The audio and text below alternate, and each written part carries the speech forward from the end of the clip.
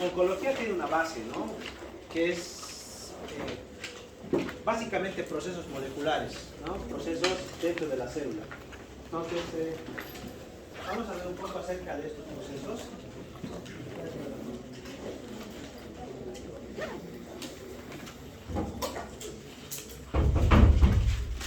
Para que vean un poquito acerca de que oncología no solamente se da en lo que se ve la visión macroscópica, ¿no? Todo eso tiene un inicio, tiene un punto de entrada dentro del núcleo de la célula que vamos a ver ahora. Y vamos a ver algo de historia también al respecto, ¿ok?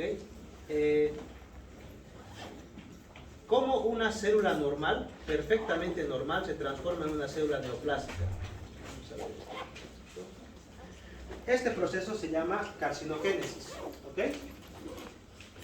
Cómo una célula normal llega a transformarse en una célula maligna. Van a ver que esto inicia siempre, o casi siempre, del material genético nuestro, ¿no? Hay alguna alteración de ese nivel que hace que la célula adquiera algo que vamos a ver que se llama mutación. Pero vamos a ver un poquito antes de la historia acerca de estos procesos, ¿no? Uno pensaría que el cáncer es propio de los seres humanos, ¿no? Hay alguna especie que no tiene cáncer, o por lo menos no se conoce que tiene cáncer. ¿Saben cuál es? No. Tiburones y los topos calvos, ¿ya?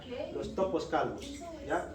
Son unos bichos raros, ¿ya? Que son prácticamente topos, pero sin piel, digamos, sin pelo, perdón, sin pelo. Los estudian mucho porque no se conoce dentro de su familia casos de cáncer. Son muy resistentes a las enfermedades, mutaciones, radiación, todo este tipo de cosas. Entonces, pues, son motivo de estudio. Dice que mueren, en realidad mueren de peleas, más que de crecimiento, incluso se matan entre ellos, ¿no? Cosa rara. Pero eso no quiere decir que no sea exclusivo de animales. Salió hace un par de años, creo 3, que este animal, el centrosaurio, es un dinosaurio de época prehistórica, pues encontraron sus fósiles, ¿no? Esto es de acá. Y vieron que los fósiles, a diferencia de las demás especies, no eran pues completamente homogéneos, sino tenían una masa, una lesión en el fémur, que no correspondía a lo que debería ser un hueso, ni tampoco se explicaba como sedimento. Entonces le han hecho una tomografía, y la tomografía la han reconstruido. Ojo, la diferencia entre la tomografía y cualquier otro estudio, incluido la radiografía, es la reconstrucción digital. Una computadora analiza las imágenes y las reconstruye. Entonces la reconstrucción digital ha dicho, esto es hueso y esto es una masa que no sabemos qué es. Por exclusión, cáncer. Entonces el bicho este tenía cáncer. Estamos hablando de 80 millones antes de Cristo. Ya había tumores malignos probablemente en dinosaurios, de lo que se sabe, ¿no? Venimos un poquito más a nuestra era, 3000 años antes de Cristo, las momias egipcias tenían huesos con cáncer, ¿ya? 1600 antes de Cristo, este papiro de Edwin Smith, que no lo he leído obviamente, pero he visto la traducción, hablaba de, vamos a verlo después, de un sacerdote llamado Imhotep, no es el de la momia por si acaso, ¿ya? Este Imhotep decía, hay una enfermedad en las mujeres que empieza con un bulto, decía él, bulto que va creciendo, no tiene dolor, es frío, y si no lo extirpas a tiempo, al final acaba matando al paciente, ¿no? Una descripción perfecta. ¿Por qué decía que es frío? Porque ¿qué diagnóstico diferencial podemos tener de una masa en la mama? ¿Qué otra cosa puede ser un nódulo en la mama que va creciendo y que sea caliente y rojo? Pase. Absceso, alguien dice por ahí. Muy bien. Otra cosa, una mastitis, ¿no? Una inflamación de la mama. Entonces, decía, no es un absceso, no es una infección, pero va creciendo. No le duele a la paciente. Van a ver que ustedes, en la mayor parte de los cánceres de mama, no les duele, ¿ya? Es móvil y demás. Entonces, lo que él decía, lo mejor, dice, es sacar toda la mama y cauterizar todo con fuego y rogar porque no regrese. Eso era tratamiento. Y van a ver después que hay algún otro autor, vamos a ver después, que hablaba acerca de los mártires. Pero bueno, Después, poco a poco, la gente comenzó a explorar los cuerpos. Explorar el cuerpo humano era considerado antes un sacrilegio. ¿Ya? En tu cuerpo había, pues, estaba tu alma, en fin, pues, creían que así como estás ahora te ibas a ir al otro mundo, entonces nadie quería profanarlo. Pero algunos aún así lo hacían. Entonces, por ejemplo, Hipócrates comenzó a hablar acerca del término carcinoma, carquinos o cangrejo, ¿no? Y la teoría de los 4 humores. La teoría de los 4 humores, eso lo vamos a pasar por ahí. Lo que me interesa es el término, ¿no? Van a ver que en todas las sociedades de oncología o cancerología siempre hay un cangrejo, ¿no ve? Una daga sobre el cangrejo, significando que nosotros vamos a vencer al cáncer, que distamos mucho de eso. Pero, pues, la imagen. ¿Por qué? Porque cuando abrían el cuerpo humano, veían una masa, así como esta, y veían patitas, ¿ya? Extremidades, que eran la infiltración del tumor. Entonces, decían, se parece a un cangrejo. Entonces, ¿qué enfermedad es? Cáncer, ¿no? Cáncer o cangrejo. ¿Tú tienes un cangrejo? Cáncer. Galeno después decía, no, de los 4 humores que hablaba Hipócrates, ¿se acuerdan? No me acuerdo ahorita qué tipo era. Uno era la bilis, ¿alguien se acuerda? Me dicen antigua, ya no me acuerdo ya. La bilis negra, en teoría de todos estos humores que hay, de 4 líquidos que tenemos en el cuerpo, la sangre era otra, no me acuerdo cuál más.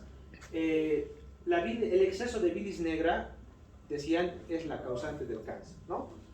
Paracelso decía, al igual, él decía, si una infección está producida por bacterias, por parásitos y otras cosas, el cáncer debe ser que algo de fuera, que no son bacterias, debe estar acumulándose en nuestro cuerpo y eso me está produciendo cáncer, ¿no? Imagínense cómo la observación va simplificando esto un poquito, ¿no? Perdón, un segundito esto acá. Entonces, después Ramazzini, que era un médico observador también, fue a un convento y hizo una descripción de las enfermedades que tenían las monjitas ahí, ¿no? ¿Y qué creen? Pues encontró una cosa bien interesante. Al hacer el estudio de todas las muertes de las monjas que tenían ahí, vio que el cáncer de cuello uterino tenía muy baja incidencia. Pocas monjitas tenían cáncer de cuello uterino, ya, poquitas. Pero una gran cantidad de cáncer de mama, ¿no? ¿Por qué creen? ¿Cuál creen que es la causa? Yo pregunto mucho, por ejemplo. Mis grupos prácticos saben eso. ¿Por qué puede ser? Porque no tenía relaciones sexuales. Ya, no tenía relaciones sexuales, entonces al no tener relaciones sexuales, no hay cáncer de cuello uterino. ¿por qué? Porque no hay transmisión del papiloma humano, ¿no ves? Virus del papiloma humano. Entonces, si no hay relaciones sexuales, pues no. Las pobres monjitas que tenían, pues era por otra causa, ya sabrán por qué. Pero todavía, baja, pero había. Entonces dijo, las relaciones sexuales están relacionados al cáncer de cuello uterino, aunque no sabía explicar la palabra virus, pero ya, imagínense, infirió esto.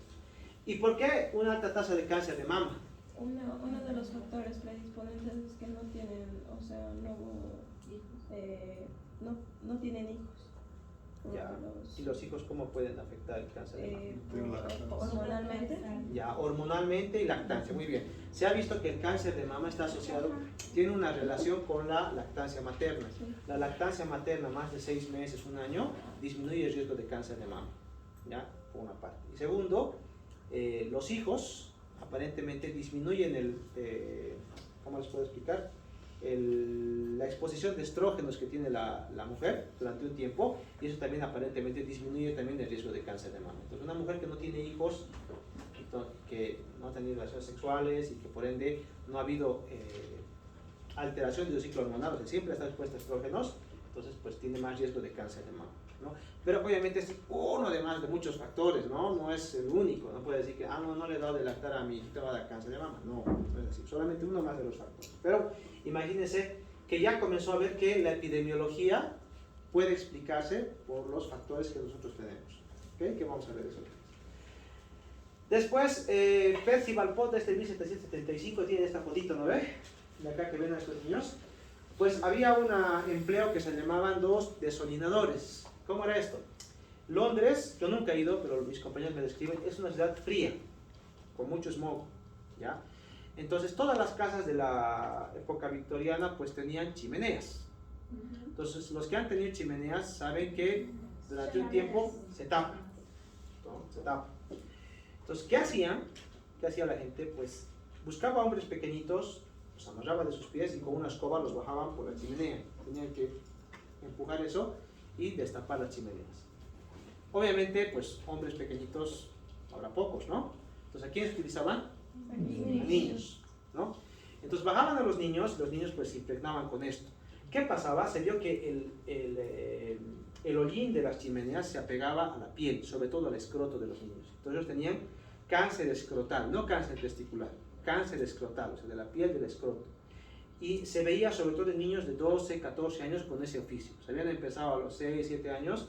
Entonces, claro, todos estos años de exposición, además de la silicosis, fibrosis pulmonar, todas las cosas, tenían cáncer escrotal, ¿no? Y muy avanzado además. Entonces él dijo, este cáncer escrotal es un cáncer ocupacional. Entonces ya comenzó a describir que pueden haber cánceres relacionados a nuestro trabajo. A ver, ¿se les ocurre algún cáncer ocupacional en nuestra era? Porque claro, todo se revisa, ¿no? Si tienes, por ejemplo, en el extranjero, aquí no. En el extranjero tienes asbesto en tu edificio, vienen 20, 40 tipos completamente trajeados como astronautas, retiran el asbesto o amianto también le llaman allá, ¿verdad? Retiran todo y te dicen, no, hay que fumigar, hay que hacer estos revestimientos y tal. Aquí en Bolivia, el amianto y el asbesto hacía tiempo se utilizaban en las tejas de las casas. ¿Y cómo hacía el albañil para sacar eso? Con su mano solita y pum, lo ponía. Y hasta ahora todavía muchas casas en la zona sur tienen todavía esto, ¿no? Entonces, pero bueno, ¿qué otra enfermedad ocupacional, por ejemplo, tendremos aquí en el siglo XXI? Que trabaja en minas. Ya, los mineros también, Con carbón. con los que cocinan con carbón, por ejemplo, es verdad, es la causa de cáncer de pulmón aquí en mi país bastante frecuente. Otro, radiación también, aunque es menos frecuente, cada vez hay más protección, ¿no? Uno de los que siempre nos olvidamos, aquí no tanto, pero en el extranjero sí, los camareros, fumadores pasivos, ya, sobre todo en las áreas que permiten todavía fumar. En España, por ejemplo, ya no les permiten fumar, o hay áreas de fumadores solamente. Pero el camarero que va ahí, todo lo que fumamos, no fumamos, pero lo que fumaban las 50 personas del bar, pues él lo está aspirando. Entonces tiene más riesgo que un propio fumador, por ejemplo, ¿no? Entonces, pero hay cánceres ocupacionales. Pero miren cómo se va describiendo todo eso. Müller dijo, este hombre dijo, bueno, el cáncer no debe estar solamente en nuestros tejidos, porque tenemos una zona que tiene cáncer y otra zona que no.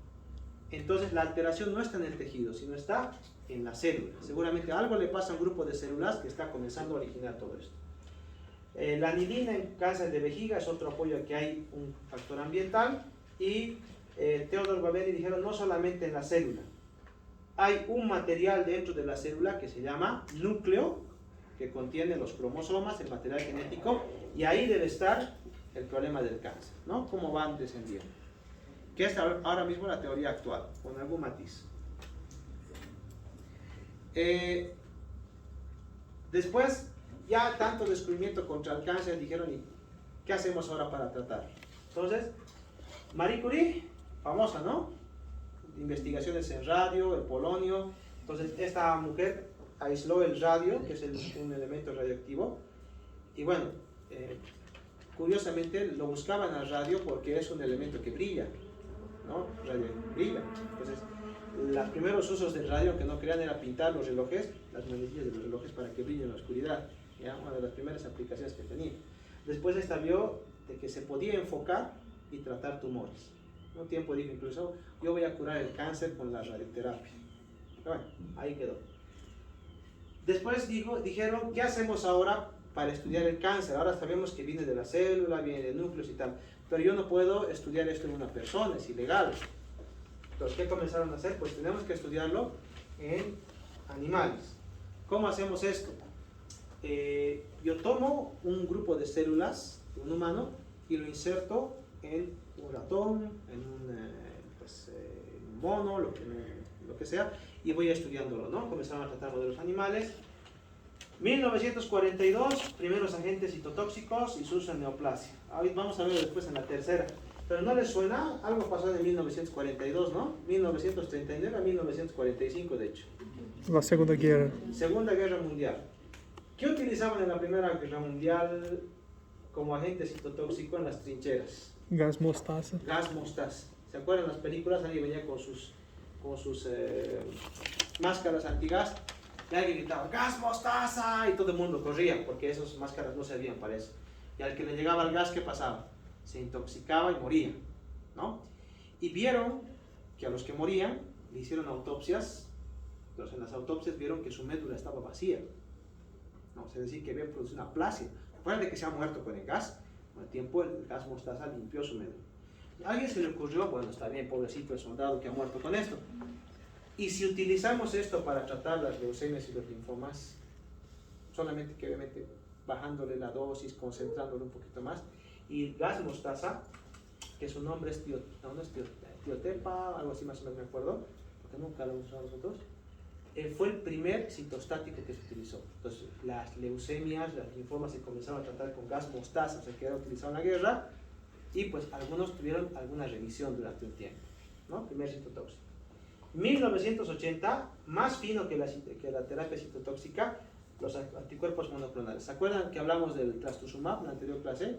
Ese anticuerpo que va contra el cáncer de mama, receptor R2 positivo, pues este. Imatinib fue uno de los primeros anticuerpos monoclonales. Y 2010, inmunoterapia, ¿no? Lo que les he comentado igual en la anterior clase. Estimular a tu sistema inmunitario para que pelee contra ti. Y bueno, eso les voy a hablar después en la siguiente clase, pero lo último de inmunoterapia, por ejemplo, es la terapia CAR. Terapia CAR. ¿Saben qué es eso? Se lo voy a explicar hacia grandes rasgos.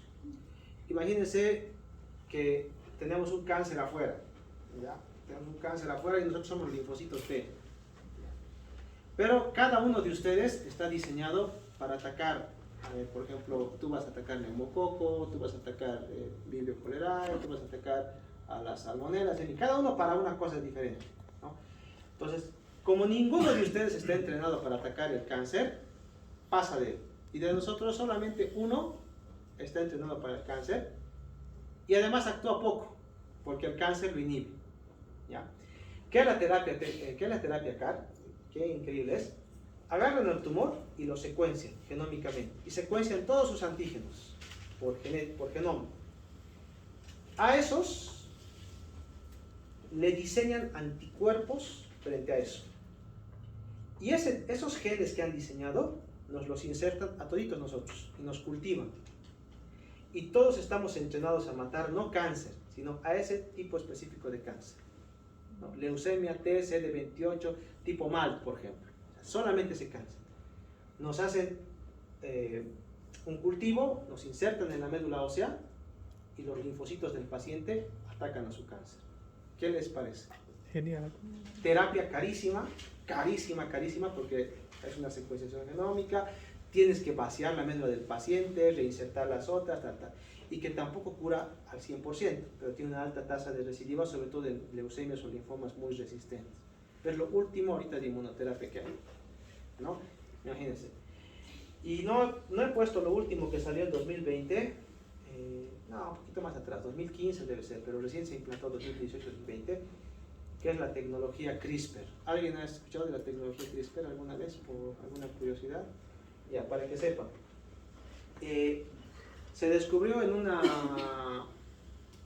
un volcán unas bacterias que llaman bacterias extremófilas, es decir, bacterias que viven en altas temperaturas y demás. Esa bacteria, obviamente, si está frente a radiación todo el tiempo, ¿qué le pasará? Es un montón de mutaciones, ¿no? Muta, pero no se muere. Entonces los científicos dijeron, a ver, ¿qué le pasa? Entonces esta bacteria tiene una enzima que se llama enzima CRISPR, ¿ya? ¿Qué es lo que hace esta enzima? Lee su material genético y dice así: bacteria, bacteria, normal, bacteria, bacteria, normal, virus. Esto no es de la bacteria. Y corta el material genético. Ahí, corta, lo desinserta de su genoma. Virus, virus, virus, otra vez bacteria normal, lo corta, lo saca y lo pega. Así elimina todo el genoma extraño. Entonces dijeron los científicos, obviamente, no podríamos hacer esto con cáncer o con otras enfermedades genómicas, genéticas. Entonces hay un tipo de esclerosis, ¿no? Es esclerosis o amaurosis, no me acuerdo, ya olvídense de la enfermedad, pero es una enfermedad genética que hace que el paciente esté ciego, si mal no recuerdo, creo que sí, una amaurosis genética, ¿no? Ciego genéticamente, ¿no? O sea, desde que nace, por el efecto de un gen. Entonces, ¿qué han hecho estos? Pues han insertado dos vectores virales. Uno viene, hace eso. Humano, humano, humano, ¡pam! El gen está mal. Este gen lo vamos a cortar, ¡pam! Y lo saca. Y el otro virus se encarga de leer dónde está, dónde ha cortado. Aquí ha cortado, ¡pam! Inserta el gen correcto. ¿Ya? Y ese paciente recupera la vista. ¿No? Imagínense, es la terapia o el tratamiento con tecnología física. Problema, como todo en oncología, costo. ¿Saben cuánto cuesta esa tecnología, todo el tratamiento? 1.000.000 de euros. 1.000.000 de euros por paciente, pobrecito. Entonces, obviamente cualquier país dice, no tengo, a ver, España tiene de este tipo de enfermedad 10 pacientes. No voy a gastar 10 millones de euros en 10 pacientes, con todo el respeto, ¿no? Con esto puedo pagar, pues, 10.000 quimioterapias, 11 monoclonales, entonces, no es, gracias. No es costo efectivo. Entonces, ¿qué han dicho? Bueno, pues vamos a hacer, cuando no llegas a un acuerdo, un joint venture. Vamos a hacer mitad. Si funciona la terapia, te pago. Si no funciona, no te pago. ¿No? Que es lo que ahora se hace. Pero para que vean cómo en oncología, bueno, esto no es oncología, pero se está haciendo en oncología, está intentando hacer eso en oncología, cómo llega la investigación a tratamientos actualmente modernos, ¿no? Modernos, muy modernos. Y dirán ustedes, ¿qué cosa tiene Bolivia? Inmunoterapia, un fármaco ha llegado aquí a Bolivia, pero era extremadamente carísimo y no sé si alguien lo habrá utilizado, la verdad. De indicaciones tiene, pero no lo utilizó. Monoclonales sí hay un montón. Eso sí, aquí en Bolivia hay harto monoclonal, o sea que casi, salvo lo nuevo de hace unos 5 años, solo aquí en Bolivia no habrá, pero el resto, pues más o menos hay. Obviamente es costoso, ¿no? Pero bueno, un poquito de historia y nos vamos a lo que es la definición en cáncer. ¿Qué problema tenemos los oncólogos cuando le contamos el diagnóstico al paciente? El paciente viene con esto, por ejemplo, ¿no? Con esta masa que ven acá, que probablemente es un melanoma. O viene con esta lesión en el piso de boca, ¿no? Y te dice, doctor, ya tengo todos mis estudios, mi tomografía, mi biopsia, todo tengo acá. Dígame qué es. Entonces dicen, ¿no? Que no deberías usar la palabra cáncer en la consulta de oncología. Esos, digamos, principios de ética. Pero en nuestro país tú le dices, el señor X, don Joaquín, pues es un tumor maligno. Te mira el paciente y te dice, ya, pero ¿es cáncer o no es cáncer? ¿No? Aquí necesariamente es que decir, no, es cáncer. ¿No? Ah, ya recién entiendo. Entonces te dice, debe quimioterapia, doctor, ¿no? Si es lo que corresponde. Entonces ahí tengo que explicarle que el cáncer no es una enfermedad única, ¿ya? Un cáncer de mama, un cáncer de páncreas, un cáncer de colon, un cáncer pulmonar, un glioblastoma, difieren completamente, ¿ok? En mutaciones moleculares, dianas, tratamiento, pronóstico, en todo. Entonces, le tengo que explicar, está bien, tiene un cáncer, pero tengo que hacerle muchas veces otro estudio que se llama inmunistoquímica, biología molecular, PCR, lo que sea, para saber qué tipo de cáncer es. Puede ser un cáncer de colon, puede ser un cáncer de mama, lo que sea. Si yo, por ejemplo, tengo una colonoscopia y me dice adenocarcinoma tubular, pues no me hago mucho lío, es un cáncer de colon, no hay más, ¿ya? Pero si, por ejemplo, a un paciente le han operado de un tumor de colon y luego le veo un nódulo pulmonar, lo biopsian y me dicen adenocarcinoma. Allá, pero ¿de dónde digo? Porque adenocarcinoma puede ser de páncreas, puede ser de pero propio de pulmón, puede ser metastásico de su colon de hace 3 años, entonces tengo que pedirle más estudios para saber eso, ¿no? Pues por eso no es una enfermedad única. Obviamente son todas las neoplasias malignas, pero no es una enfermedad única. Como les había comentado, 4 tipos de cáncer de mama, ¿no? Y solamente estoy hablando de los de mama, porque en la mama puede haber linfomas, puede haber rhabdomyosarcomas, tumor filodes, dermatofibromas tuberans, o sea, varios tumores en esta mama. Pero de cáncer de mama solo hay 4. Cáncer de pulmón, por ejemplo, tiene 10 dianas moleculares, es decir, podríamos decir 10 tipos de cáncer de pulmón. Entonces, imagínense, es amplio, es lo que tenemos que explicar al paciente. Pero todas tienen algo en común, ¿no? Son malignas, se multiplican rápidamente y se dan en todas las células en capacidad de dividirse, ¿no? Y se transmiten de las madres a las hijas.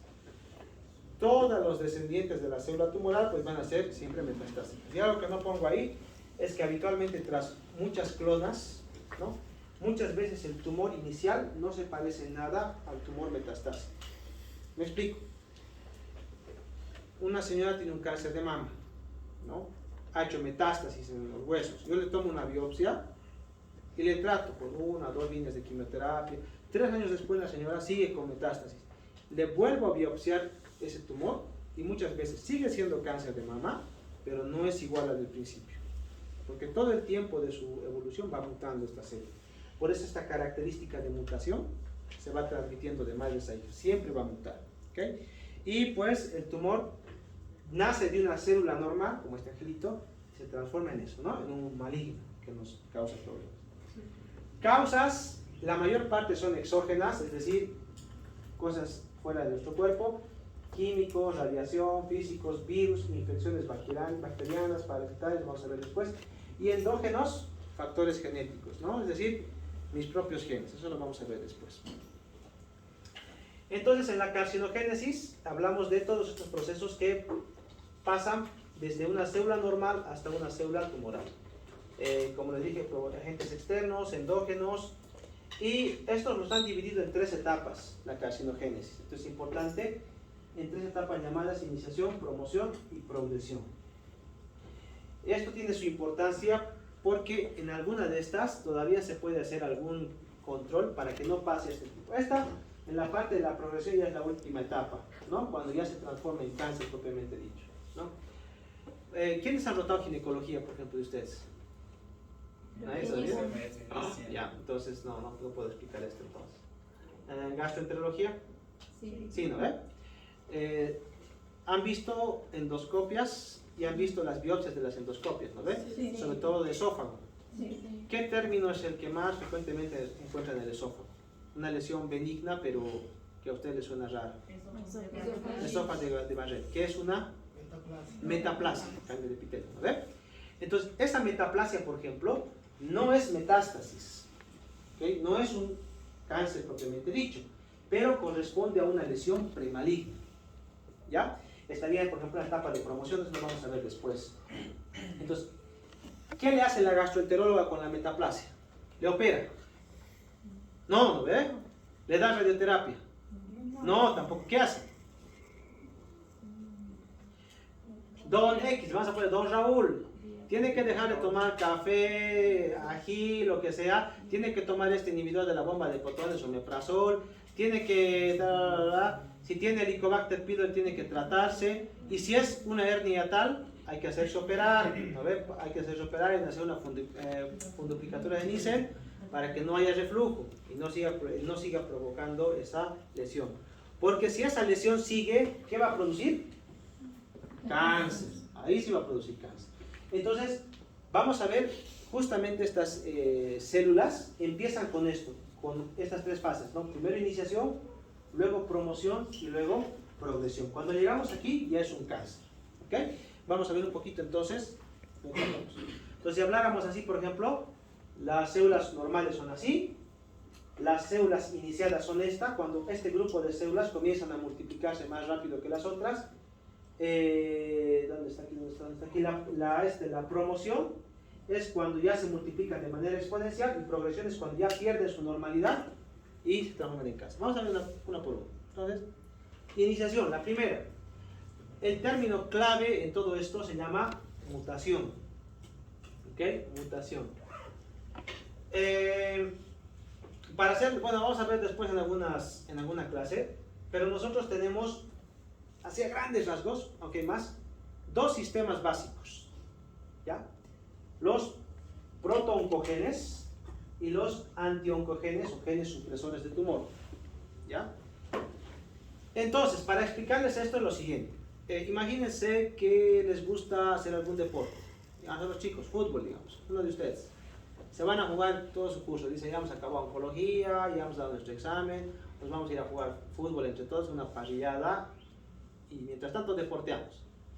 Uno de ustedes, mientras está haciendo deporte, pues mete una patada que no debe, y uno de sus compañeros sale volando, y acaba con un corte y una fractura en la tibia, por ejemplo, ¿no?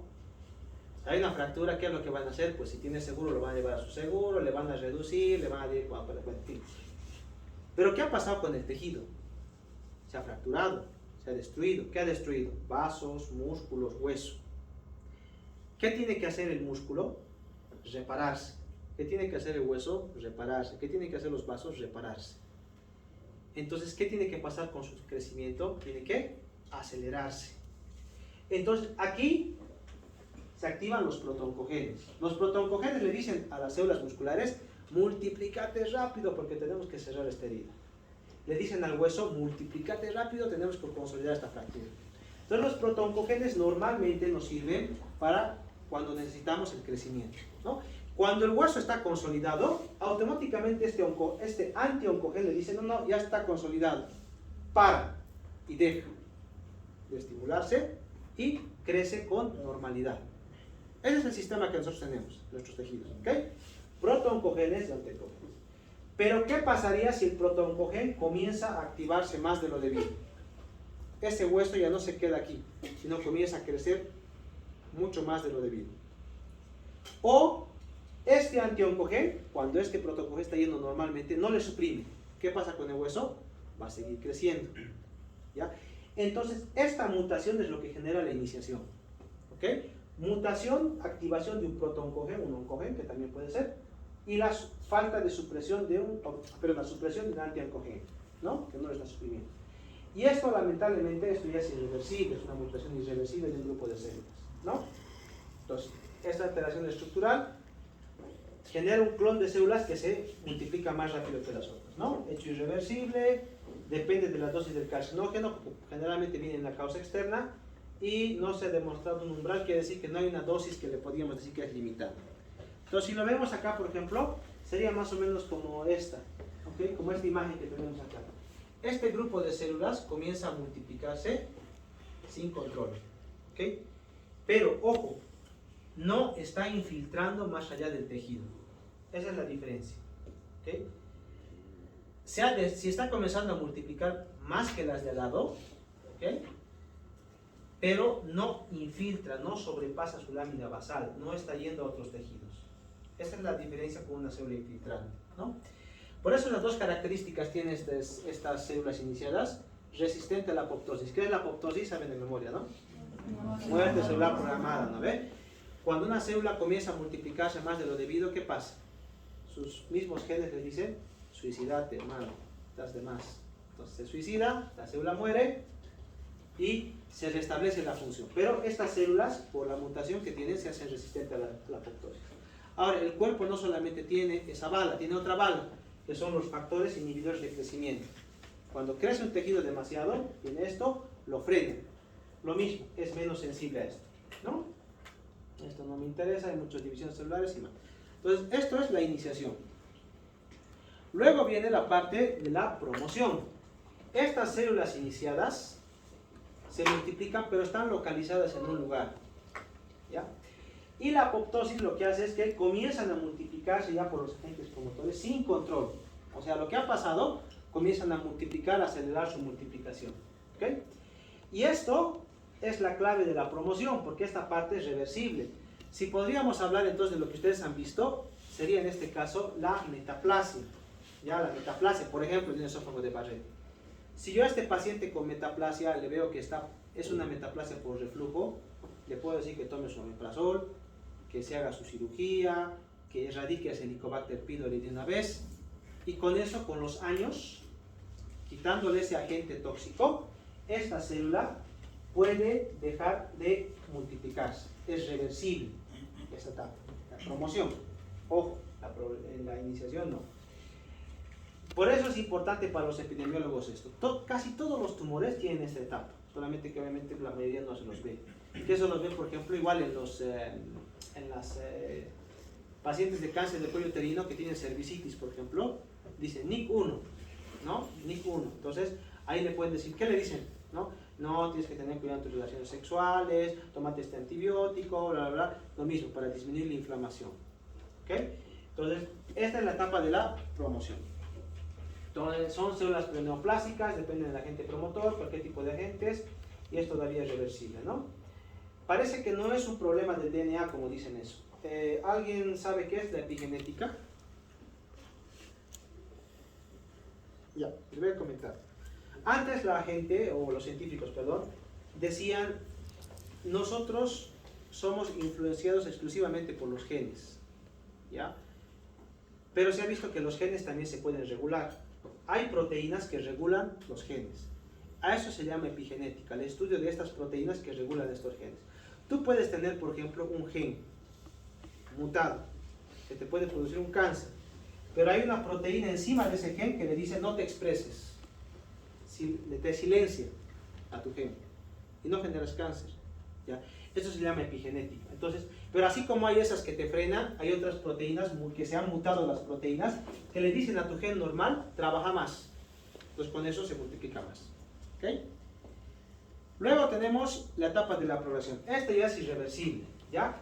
En esta ya adquiere la capacidad de realizar metástasis, ¿no? Resistencia farmacológica. Esto, inestabilidad cariotípica, ustedes lo pueden resumir básicamente en la resistencia a la apoptosis por la proteína P53. Se los voy a explicar aquí, creo que está un poquito más adelante, más sencillo. A ver, no, te voy a explicar así, estaba en otra unidad. La proteína P53 es el sistema fundamental para intentar reparar los daños en el DNA. Si yo tengo todos nosotros vamos a tener mutaciones. Todos. Ustedes van a la piscina, por ejemplo, y un día no se han puesto su protector solar y han visto que esto está quemado, su piel está rajada, roja, alguno le debe pasar. Tú ves eso, por dentro tus células están mutadas, están entrando en apoptosis, están muriendo ahí toda la zona de tu piel, ¿no? Y muchas de esas células se quedan con el daño producido por la radiación. ¿Qué hace la proteína P53? Intenta repararlas. ¿Y ahora qué hago? ¿Cómo voy a intentar? A ver, intentaremos reparar este daño que le ha hecho la radiación. No puede repararla. No puedo repararla. Le da órdenes de apoptosis. Muérete. Y la célula se muere. ¿Para qué? Para que no genere un cáncer. ¿Ya? Pero ¿qué pasa? En las células tumorales el P53 se arruina, se estropea. Entonces ya no puede dar órdenes de apoptosis. ¿Okay? Se altera ese sistema. No siempre la proteína, a veces las proteínas que están a su alrededor, pero el sistema, que es un sistema, se altera. Entonces la célula puede pasar la lámina basal y ya tiene capacidad de infiltrar. Para que se quede esto, por ejemplo, un poquito claro, aquí vamos a ver un ejemplo. Les voy a dar otro también. Esto, por ejemplo, es la piel normal. ¿Ya? Cuando ya está en la etapa de la promoción y hay ya una mutación de células, tenemos una hiperplasia. Es decir, las células comienzan a multiplicarse más que las que están alrededor. ¿Ok? Cuando entramos a la etapa, de la iniciación, cuando entramos en la etapa de la promoción, ya se transforma en un papiloma. Es una lesión benigna todavía, pero con potencial maligno. Y si ya pasa la etapa de la progresión, cuando ya miren, aquí si se fijan la lámina basal está respetada, todito está respetada la lámina basal. Pero cuando ya llegamos a la etapa de la progresión, ya pierde completamente su sistema de apoptosis, infiltra y tiene capacidad de hacer metástasis a otros tejidos. ¿Okay? Y este ejemplo, de estos ejemplos de acá, me gusta más el hepatocarcinoma, no se lo aprendan. ¿Cómo es el hepatocarcinoma? Recuerden que el hepatocarcinoma está relacionado a la cirrosis, sobre todo la hepatitis B y C, ¿no? Pero sobre todo la cirrosis. ¿Cuál es el concepto de la cirrosis? Inflamación, nódulos de regeneración, todo lo que ustedes quieran, pero es inflamación. Se inflama crónicamente el hígado, ¿no? A través de la iniciación comienzan a seleccionarse un grupo de células que van creciendo, ¿no? Este grupo de células pierden su capacidad de poder controlar su división y entran en la promoción y ya se genera una hiperplasia de neumatosa, una lesión premaligna o displasia. Y si sigue la inflamación y demás, pues llegan a la progresión y ahí sí tienen alteraciones genómicas propias de un cáncer y generan un hepatocarcinoma, ¿ok? Solamente por la inflamación, ¿no? Entonces, eso puede pasar. Son las etapas de iniciación, promoción y progresión. Les pongo un ejemplo un poquito más claro. No más claro, pero por lo menos de lo que yo sí les puedo decir por experiencia. A veces hay un tipo de cáncer, una lesión de mama, que se llama carcinoma in situ. ¿Ya? El carcinoma in situ de mama se caracteriza porque la célula es cáncer, tiene todas las características de cáncer. Núcleo alterado, hay pérdida del de la morfología del citoplasma, todo eso es un cáncer, morfológicamente hablando. Pero está ubicada en la mucosa y no traspasa la lámina basal. Hace, por ejemplo, cirugía y listo. Nada más. Nada más. Ni quimioterapia, ni radioterapia, nada. ¿Por qué? Porque no tiene capacidad de hacer metástasis. Ahora, si fuera un T1A, un tumor de 1 milímetro, pero ha pasado la lámina basal, aunque sea 1 milímetro, tiene capacidad de metástasis. ¿Okay? Ya después tú dirás si das quimio o no das quimio, pero tiene capacidad de hacer metástasis. Esa es la gran diferencia. Doutor, a proteína P53 manda órgão para las células sufrirem apoptosis? Sí, sí, sí. O sea, la P es un sistema en realidad. La proteína forma parte de un sistema de la proteína P53, entonces intenta repararlo primero. Si no puedes repararlo, sí da órdenes de apoptosis. Lo vamos a ver después con el sistema de las caspasas, pero eso ya para, creo, unidad 3, creo que es, no, creo que no es esto. Y tenemos entonces un montón de sustancias que se llaman carcinógenos, ¿no? Sustancias que pueden provocar cáncer. A ver, yo les digo, ¿qué cosa puede provocar cáncer? Casi todo, ¿no? Ustedes van a las noticias, carne roja puede provocar cáncer, cáncer de colon, ¿no? Ahumados pueden provocar cáncer, dicen que la soya puede provocar cáncer, el cáncer de mama. No sé qué otra cosa más. La leche puede provocar cáncer. Todo. Entonces, para organizarse bien, hay un instituto internacional que clasifica los carcinógenos según la evidencia. Ojo, según la evidencia. ¿Qué quiere decir evidencia? Por ejemplo, me dicen leche de soya o las bebidas de soya. Hay una teoría que circulaba y decía, no, un momentito. La soya tiene flavonoides y fitoestrógenos. Así le ponían, fitoestrógenos. Esos fitoestrógenos se parecen a los estrógenos de una mujer. Entonces, si tiene un cáncer de mama, la soya va a empeorar su cáncer de mama. Es prohibido tomar bebidas de soya a los pacientes con cáncer de mama. Pues alguien ha dicho qué evidencia tiene. Vamos a ver. Pues han hecho un estudio observacional de 5.000, 6.000 pacientes, mujeres, que bebían soya frente a otras 5.000 o 6.000 pacientes que no bebían soya. Y han dicho, a ver qué pasa. De aquí a 10, 20 años han visto que no se variaba el riesgo de cáncer. O sea, las que bebían soya y las que no bebían soya, el riesgo de cáncer era el mismo. Entonces, la evidencia actual dice, señoras con cáncer de mama, señoras sin cáncer de mama, pueden tomar las bebidas de soya con tranquilidad, porque no hay evidencia de eso. ¿Okay? Entonces, así como han hecho eso, lo han hecho para cada uno de los carcinógenos. Entonces, hay carcinógenos del grupo 1 que dice, esto sí o sí seguro te va a producir cáncer. 2, muy probable que te produzca cáncer. 2B, quizás sí, quizás no, no te puedo asegurar, pero alguien dice que sí. Y el 3 te dice, mira, no te puedo decir, tal vez sí, ¿no? Más o menos en resumen se les puedo decir eso, ¿no? La gradación del 1 al 3, ¿no? Y como les he dicho, hay endógenos, exógenos, y esta me gusta sobre todo por lo siguiente, porque los exógenos ya saben, todo lo de fuera, químicos, físicos, parasitables, biológicos, todo lo que es. Endógenos básicamente son la mayoría congénitos, hormonales también, pero la mayor parte son congénitos, mutaciones en P53, BRCA, o sea, genes que te pueden provocar cáncer. Los carcinógenos de acción directa son estas sustancias que actúan directamente. La gran característica de estos es que son débiles y con poco riesgo de cáncer. ¿Okay? Los carcinógenos indirectos, estos sí son fuertes porque tú los transformas en carcinógenos más potentes por conversión metabólica y pues son mucho más fuertes, ¿no? Son todos estos de acá. De hecho, por ejemplo, un ejemplo son los productos ahumados, lo que sería en Europa dicen charcutería, me llaman ya, ¿no? Acá serían los chorizos, tocino, por ejemplo, jamón, sí, todos estos ahumados o productos cárnicos sazonados. Aparentemente estos sí están relacionados con cáncer de colon. Francia, por ejemplo, los ha prohibido. Ha tenido harta repercusión porque España, por ejemplo, es un país que el jamón pues es su producto estrella. Entonces han dicho, no me van a importar el cáncer, el jamón. Había un problema diplomático incluso por eso, ¿no? Pero incluso pues, para que vean el peso de la evidencia que puede tener la alimentación. Cocarcinógenos son sustancias que tienen que interactuar otra para ser carcinógenos, ¿no? Ejemplos de todo esto, eso lo vamos a ver después en el 2. Me interesa que los conozcan nada más de momento. Biológicos, virus, hay un montón de virus que producen cáncer, por eso, alteración en el genoma, ¿no? Y eso te favorece el cáncer. Hay algunos que no son de manera indirecta, por ejemplo, el VIH, no está aquí, pero el VIH puede producir cáncer. ¿Qué les parece? Pregunta. ¿Sí o no? Sí. Sí. ¿Cómo? Eu penso que por um processo inflamatório que causa todo este vírus. Inflamatorio no. Imunodeficiente. Inmunosupresión. ¿Ok?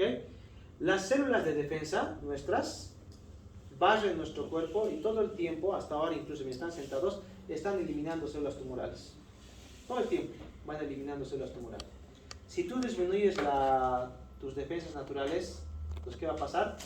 Hay más riesgo de tener cáncer. Ejemplo, el sarcoma de Kaposi. El sarcoma de Kaposi, por ejemplo, es la lesión casi que era, no nada decir patognomónica, ¿no? Pero era bien señalizado a los pacientes con VIH. No tienes un sarcoma de Kaposi, ya tienes VIH, hasta que se demuestre lo contrario. Antes no, antes el sarcoma de Kaposi era un tumor rarísimo, ¿no? Pero se ha visto que la inmunosupresión está relacionado con el virus del herpes tipo 8, ya que está relacionado con el sarcoma de Kaposi. ¿Las bacterias producirán cáncer? Sí, la Escherichia coli es una bacteria que es un poco. Sí, pero con cáncer de colon la evidencia es débil, ¿ya? Es débil, pero hay otra bacteria más conocida que la tenemos en la boca, en el estómago incluso. Helicobacter pylori, muy bien, Helicobacter pylori. Puede generar cáncer gástrico propio y también linfoma tipo mal, ¿ya? Linfoma células T tipo mal. Entonces, para el futuro, por el COVID, vamos a tener un montón de cáncer. Ahora, ¿todos los virus producen cáncer? No. ¿Ya? No, pero digo por las alteraciones, la pérdida de olfato. No. De momento, bueno, aunque todavía el COVID, a ver, estos chicos, todavía el COVID es un virus relativamente joven. O sea, tenemos cuánto con el 2 años, máximo 3. Entonces sus efectos generalmente cuando ocurren no son en 3, 4, 5 años, sino son en décadas. Entonces recién se va a ver realmente qué cosas nos van a pasar los que hemos pasado COVID, ¿ya? Le digo no, porque 3, 4 veces había infectado yo con el COVID. Entonces vamos a ver recién ahora. Efectos de la vacuna igual recién los vamos a ver de aquí a unos años, ¿no? ¿Qué va a pasar? Pero de los que se sabe, estos son los virus más frecuentemente relacionados con cáncer, ¿no? Otros virus no se han relacionado con cáncer. De hecho, hay algunos virus que se han relacionado con respuesta tumoral, como los adenovirus. Los adenovirus aparentemente llegan a la célula tumoral y claro, como la infectan, la destruyen, inducen cierta respuesta, increíblemente, ¿no? De hecho, utilizan los adenovirus durante un tiempo como vectores virales para vacunas contra el cáncer, que no ha funcionado, pero bueno, era interesante. Parásitos, ¿algún parásito que conozcan que haga cáncer, que produce cáncer?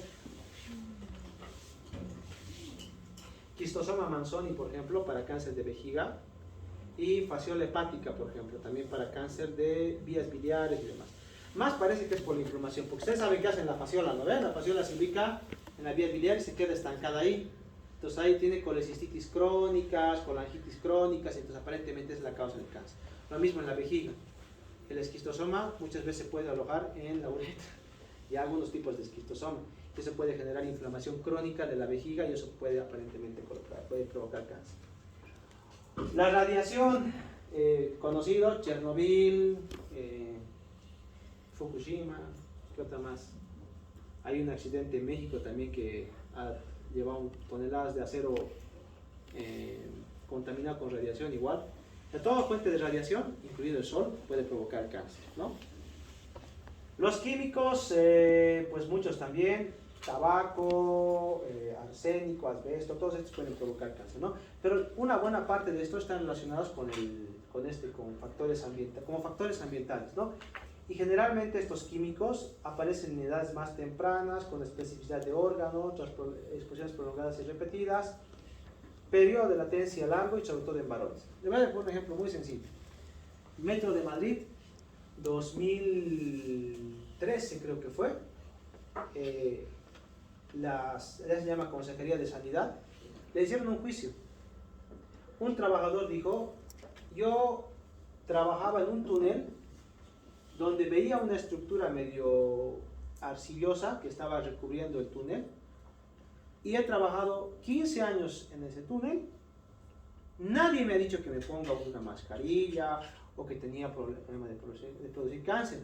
Hace 2 años han retirado todo lo que estaba ahí y me han mandado al médico y tengo un mesotelioma.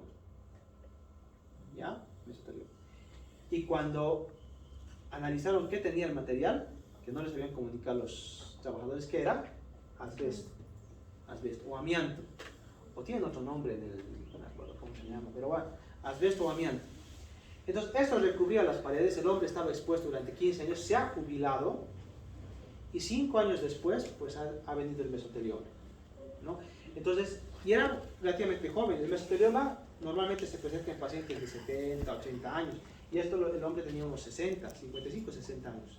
Entonces, y generalmente les pasa a varones, ¿por qué? Porque los que habitualmente, no es por discriminación, pero habitualmente van a trabajos con exposición ambiental, ¿quiénes son? Varones. ¿Quiénes son mineros? ¿Quiénes trabajan en fundiciones? Todos son generalmente varones, ¿no? Entonces, por eso es más para varones, periodo de latencia largo, y tiene que ser habitualmente varias veces. Si tú entras una vez a la mina, una mina de asbesto, una vez, probablemente no te va a pasar nada.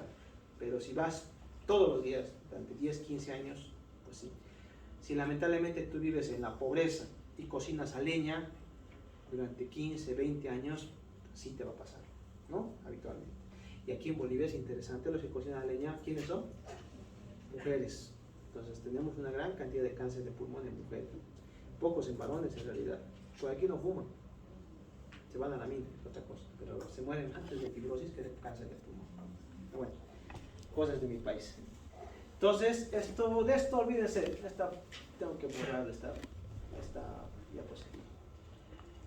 Bueno, vamos a ir a mecanismos. Ya casi para terminar. De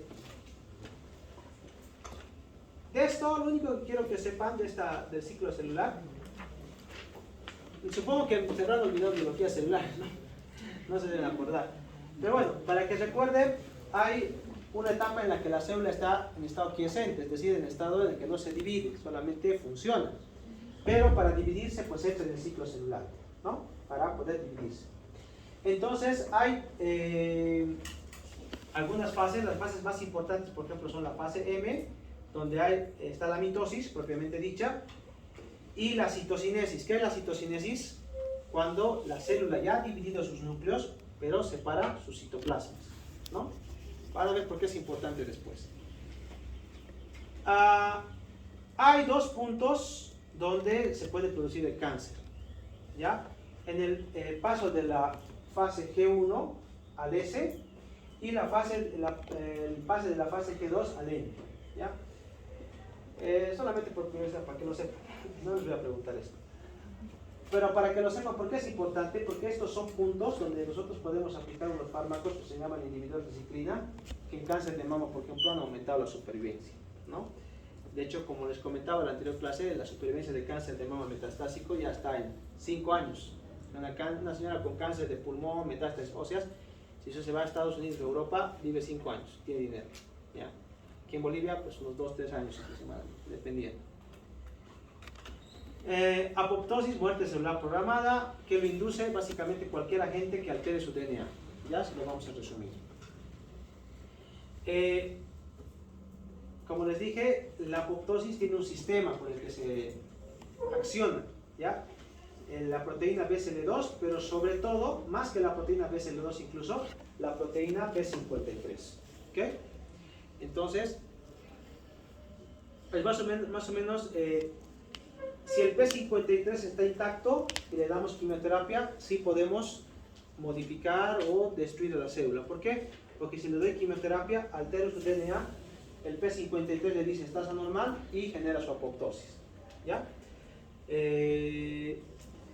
Ahora, esta es la parte que me interesa.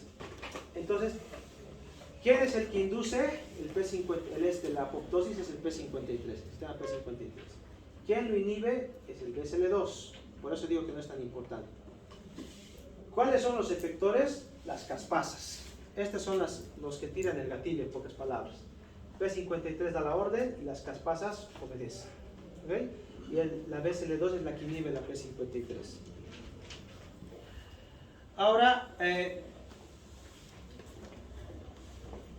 de todo esto, repetimos simplemente lo que hemos visto en las anteriores diapositivas. ¿Qué necesitamos para producir un cáncer? Activar los oncogenes, suprimir los genes supresores o antioncogenes, es lo mismo, y les añadimos dos más, los más importantes. Hay unos genes que se llaman genes reparadores del DNA. Si los suprimo o los altero, también puedo generar cáncer, ¿ya? Genes relacionados con la apoptosis, inestabilidad genética y otros mecanismos no los vamos a mencionar. Estos tres, los tres primeros, son los más importantes. Los dos primeros ya los conocen. ¿Cómo funcionan estos dos? Pues es más o menos así. Si yo quiero que mi célula funcione bien, hay protoncogenes y genes supresores. Si necesito que las células se dividan, se activan los protoncogenes y los genes supresores pues se inhiben un poquito. Si ya crecen demasiado, los genes supresores aumentan su peso y disminuyen los protoncogenes. Así estamos en equilibrio todo el tiempo. Otra analogía, por ejemplo, lo hacen como un freno. Cuando yo necesito que la célula se divida, pues los protoncogenes se empujan. Cuando ya no los necesito, freno. ¿Vale?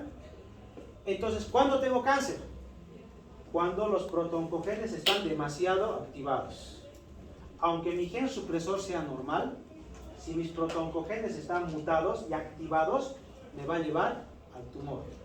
Por otra parte, imagínense que mi gen supresor está inactivado. No funciona. Por más normal que sea mi protoncogen, igual me va a empujar hacia un tumor, ¿no? Entonces son los dos mecanismos por eso para el cáncer. Activación de los protoncogenes, exceso, ¿no? O inhibición de los genes supresores. Eso genera cáncer, ¿no? Diferencia entre un protoncogen y un oncogen, ¿alguien sabe? Fácil.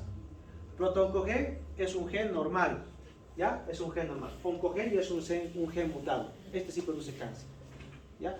Un protoncogen lo tenemos todos. Un oncogen lo tienen los pacientes que tienen cáncer, básicamente, ¿no?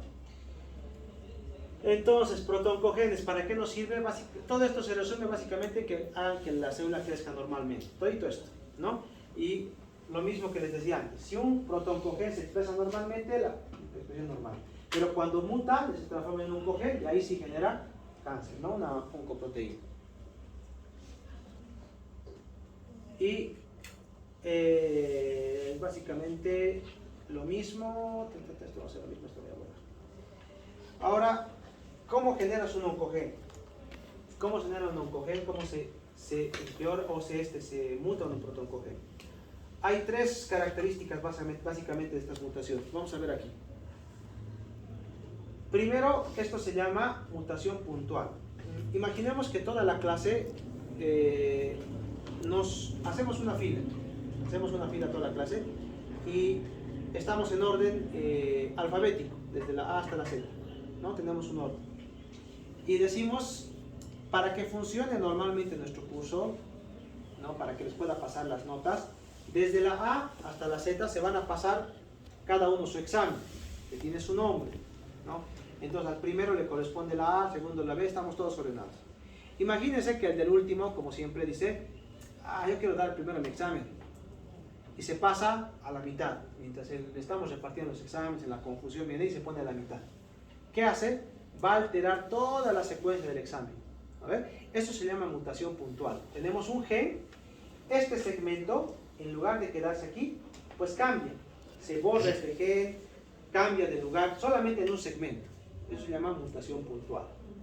¿Qué es translocación? Translocación es cuando tenemos un gen y todo un segmento cambia de lugar. Si se fijan, este segmento, por ejemplo, estaba aquí y luego cambia de lugar o se sale, ¿no? Es como si estuviera aquí, por ejemplo, y de repente viniera aquí arriba o aquí al medio. Eso se llama translocación dentro del mismo gen.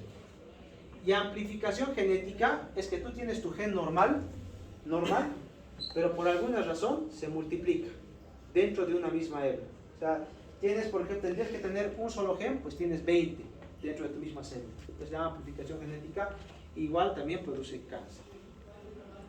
Y normalmente tenemos unos genes que suprimen esto, lo mismo, si los inhibes a estos genes, lo que vas a provocar es que los protooncogenes o leucogenes pues generen más células de ese tipo. Esta es la proteína P53 que les comentaba, ¿no? Entonces la proteína P53 cuando está normal, arresto quiere decir parar el ciclo celular, ¿ya? Puede parar el ciclo celular, puede reparar el DNA y si no lo repara, genera apoptosis, ¿no? Por eso es importante en las mutaciones el DNA. Si yo altero este P53, ya no entra en apoptosis y mi célula entra en cáncer. ¿Ok? Y acá es lo que hemos comentado. Diferencias entre oncogenes y genes supresores. El gen se activa siempre para producir cáncer. Los antioncogenes, los genes, se inactivan. Para el cáncer, esto voy a explicarles ahorita. Dominantes, generalmente recesivos, actúan en varios tejidos y pueden tener especificidad celular. Esta va a ser nuestra última diapositiva porque el resto ya es básicamente ejemplos nada más de esto.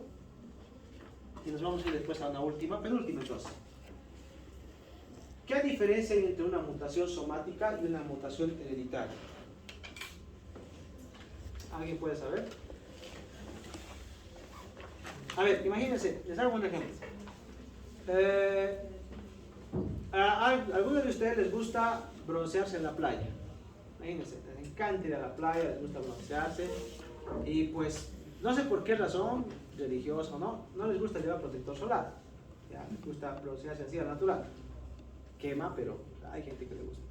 Entonces van a la playa, están ahí y 20 años después van a la consulta del dermatólogo porque tienen un lunar que está creciendo así medio raro en su pecho y les dice es melanoma. Hace la biopsia y dice es melanoma. Y el dermatólogo te dice pues tiene que ir al oncólogo. Y tú le preguntas al dermatólogo, doctor, ¿y esto es hereditario? Y él te dice no. ¿Ya? Otro ejemplo. Ahora, tú tienes, perdón, pues siempre es para que se les quede, la mamá, la tía materna, la prima materna con cáncer de mama y una con cáncer de ovario. Y tú, como mujercita, te palpas la mama y encuentras un nodulito de 1 centímetro en la mama derecha. Vas al ginecólogo, el ginecólogo te hace biopsia y te dice, es cáncer. Te hace un estudio y te dice, pues tengo una mutación. Entonces tú le vas a preguntar, ¿es hereditario? Él pregunta, ve el reporte y dice, sí es hereditario. Uno es mutación somática y otro es mutación germinal, ¿no? O hereditaria. ¿Cuál es la diferencia? Porque la de melanoma también tiene mutación, les diré. ¿Cuál es la diferencia? Hereditaria, pasado de padre para hija. Ya. Y la somática, el propio cuerpo ha hecho los cambios. La mutación. Pero ahora, ¿dónde tendrían que estar las mutaciones para ser hereditarias?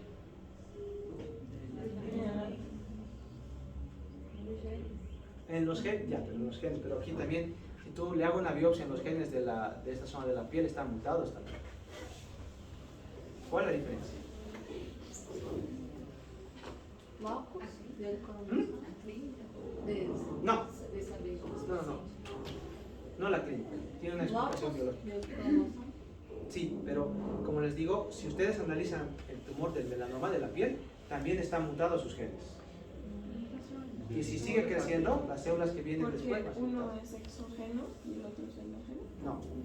También, pero no es la diferencia. Viene desde la fecundación. Exactamente, ¿ya?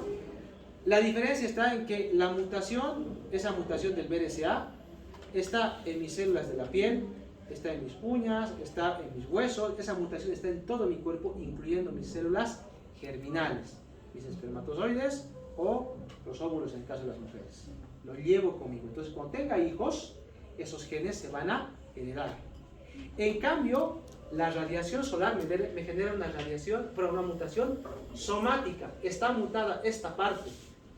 Pero mis espermatozoides, los óvulos de las mujeres, mis huesos no tienen esa mutación. Esa es la diferencia entre mutación somática y mutación germinal. Generalmente las mutaciones somáticas son adquiridas por radiación, fumar, fármacos, lo que sea, yo adquiero una mutación y esa la tengo yo. No la puedo heredar porque no llegan a mis gametos, ¿no? A mis células germinales. En cambio, las mutaciones somáticas, mi papá tenía, su abuelo tenía, mi tatarabuelo tenía, y a través de sus espermatozoides o lo que sea, me van pasando esos genes. Esa es la diferencia. Entonces, generalmente los antioncogenes vienen de estas mutaciones germinales, ¿ya? Y las mutaciones en los oncogenes generalmente son somáticas. Doutor, na somática pode ser também hereditario, não? No normalmente, porque estamos hablando de que son células no germinales. Si yo, por ejemplo, como carne roja y me genera un cáncer, por decirlo, un cáncer de colon, las células mutadas solamente están en el colon, no están en otros niveles, no están en el hueso, no, solamente en el colon, ¿ya? Es somática, adquirida. Yo fumo el tabaco, ¿no? Los carcinógenos del tabaco ingresan a mis pulmones y generan la mutación en los pulmones, no en el resto de mi cuerpo. Que una somática se puede transformar en germinal, pues puede. Seria Pero os es- casos de Chernobyl, essas Sí, rarísimos, rarísimos. ¿Ya? Generalmente las somáticas por definición no son hereditarias, ¿ya? Casi siempre. Y las hereditarias pues las llevamos en todo el cuerpo, ¿no? Por esa razón, las mutaciones, por ejemplo, de BRCA1 no solamente dan cáncer de mama, ¿ya? También pueden dar cáncer de ovario, cáncer de endometrio y cáncer de próstata en los varones, por ejemplo. Y ahora se está viendo asociación por cáncer de páncreas, porque van a ver que los BRCA están relacionados con la supresión de los tumores. ¿Ok? Y para terminar, lo último, esta última diapositiva que vamos a ver, esta agenda de reparación lo voy a saltar, se llama sellos del cáncer, ¿ya? Entonces han visto que todas las células tienen algunos mecanismos que son comunes entre todas las células, ¿no? Por ejemplo, a ver, yo tengo esta lesión, por ejemplo, esta lesión que está aquí, tumoral. Entra en iniciación, entra en promoción y luego entra en progresión. Genera, por ejemplo, un cáncer de páncreas, por ejemplo. Se ha visto que comienzan unos mecanismos dentro de esta célula que son iguales en el cáncer de mama, en el cáncer de pulmón, en el cáncer de colon. Igual que esto. ¿Cuáles, por ejemplo? Los tumores se ha visto que atraen vasos sanguíneos, ¿ya? Por eso cuando ustedes vayan a ver una ecografía Doppler de un tumor, siempre dice estructura bien vascularizada, tal, porque genera un proceso que se llama angiogénesis, ¿ya? ¿Qué es la angiogénesis? Generación de tumores hacia esta lesión. Vasos sanguíneos en esta región. ¿Son normales? No. Si ustedes, por ejemplo, analizan su cuerpo, sus vasitos están bien ordenados, distribuidos, simétricos, bonitos. La vascularización de un tumor es aberrante, desorganizada, caótica, o sea, sangra, ulcera, es terrible, porque no está programado, no está fruto del azar. Entonces, hay angiogénesis. Tiene capacidad, por ejemplo, de invadir y generar metástasis. Yo tengo un paciente con cáncer gástrico que tenía una lesión en el estómago y en los ganglios, ¿ya? Pero no tenía metástasis a distancia. Le hicimos tratamiento neoadyuvante, hasta me acuerdo el nombre, doña Claudia. Le dije, doña Claudia, ya está, la quimioterapia ha reducido el tumor, ya no hay ganglios en la tomografía, le voy a mandar al cirujano oncólogo para que le opere. ¿Y saben qué me ha dicho la señora? No, doctor, no me voy a operar. Si la tomografía dice que ya no hay tumor, es que estoy sanita. Y yo le he dicho, señora, el tumor sigue ahí. Le hemos metido respuesta, pero tarde o temprano va a activarse y generar metástasis. Ahora que se puede, hay que operarlo. ¿Qué me ha dicho la señora? No, doctor, no voy a hacer. Me han dicho que le van a quitar el estómago, con qué voy a comer, cómo voy a vivir, tal. 2 años, primera tomografía, normal, negativo. La señora, no, doctor, estoy comiendo muy bien, tal. Vino la pandemia, no la he visto más. 1 año y medio después, la señora que pesaba 80 kilos vino pesando 50 más o menos. 30 kilos en 3 años. Doctor, me duele todo, se me ha hinchado el estómago, ya no puedo respirar bien. Le hacemos la tomografía, ¡pam! Carcinomatosis peritoneal. ¿No? Porque aunque tú la metas en respuesta, si no quitas esa lesión, siempre va a progresar a metástasis. Siempre. Es la evolución normal del cáncer. ¿Ya? Eso le pasa al cáncer de colon, al de páncreas, al de pulmón, a cualquiera. ¿Ya? Resiste a la muerte celular, tiene inestabilidad genómica, pero todos estos procesos son comunes a todas las células del cáncer, ¿no? Y eso se llaman sellos del cáncer. ¿Ok? Listo, nos vemos.